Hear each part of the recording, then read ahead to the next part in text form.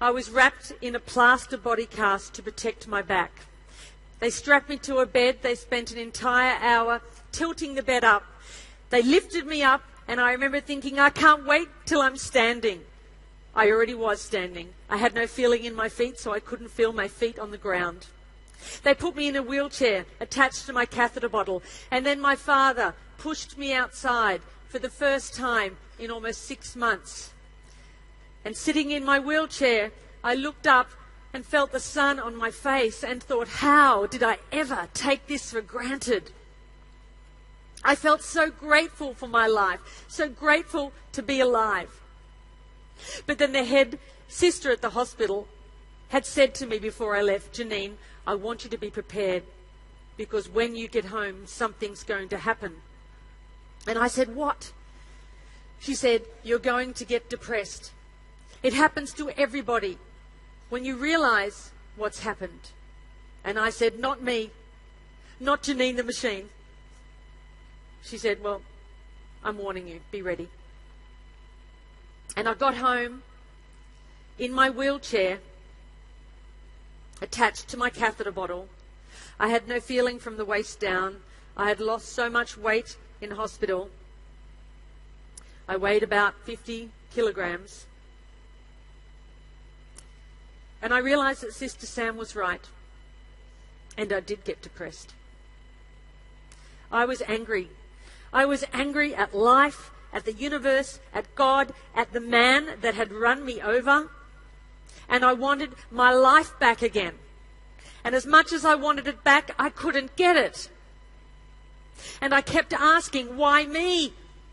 And I remember my mother sitting on the end of my bed and we were both crying. And she said, I wonder if life will ever be good again. And I thought, how could it? Because I have lost everything. And then I remembered my friends in hospital, particularly Maria. Maria had been in a car accident. She woke up on her 16th birthday to the news that she was a complete quadriplegic. She had no movement from the neck down. She had damage to her vocal cords and she couldn't talk. We knew that she was the most badly injured in the spinal ward. And because I was closest in age to her, they said they were going to move me next to her. They thought it would be good for her. I was nervous.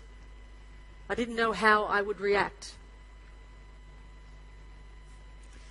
But it wasn't good for Maria. It was good for me. It was a gift. It was a blessing. Because Maria always smiled. And when she started to talk again, albeit difficult to understand, she never complained. Not once. And I thought, how did she find that level of acceptance? And then I realized that it wasn't just my pain, it was everybody's pain. I realized that it wasn't just my life, it was life itself. And then I knew I had a choice. To keep fighting or to accept not just my body, but my circumstances in life. And then I stopped asking, why me? And I started asking, why not me? And then I realized that maybe being at rock bottom was the perfect place to start.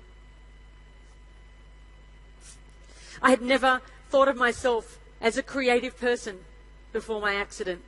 But now I was about to embark on the most creative experience that any of us could ever have, that of rebuilding a life. I had no idea what I was going to do. But in that uncertainty came a sense of freedom because I was no longer tied to a fixed path. My life was now filled with infinite possibilities. And that realization was going to change my life. Sitting at home in my wheelchair and my plaster body cast, an aeroplane flew over.